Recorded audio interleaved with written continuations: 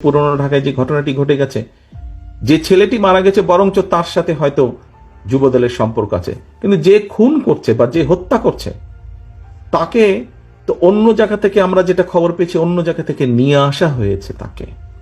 তাকে ধরা হচ্ছে না, ধরা হলো অন্যদেরকে অ্যারেস্ট করা হলো, তাকে ধরা হচ্ছে না, কি তাকে আসামিও পর্যন্ত বোধহয় করা হয়নি এখন পর্যন্ত।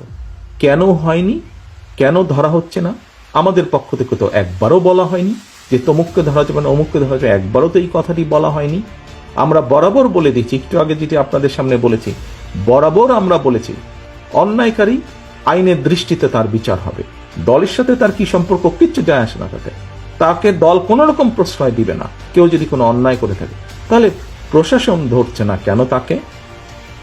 আমাদের এখানে রিজভী আহমেদ সাহেব পরিষ্কার বলেছেন, দলীয় অবস্থান থেকে আমাদের যা যা করা প্রয়োজন আমরা প্রত্যেকটি যেটি যেটি জেনেছি, তদন্তের পরে যাদের যাদের সম্পর্কে প্রমাণিত হয়েছে অভিযোগ, আমরা আমাদের দলীয় অবস্থান থেকে তাদের বিরুদ্ধে ব্যবস্থা গ্রহণ করেছি। আইন শৃঙ্খলা বাহিনী কেন তাহলে বসে আছে? আইন শৃঙ্খলা বাহিনীকে চালায় কে? বিএনপি তো চালায় না, চালাচ্ছে তো সরকার।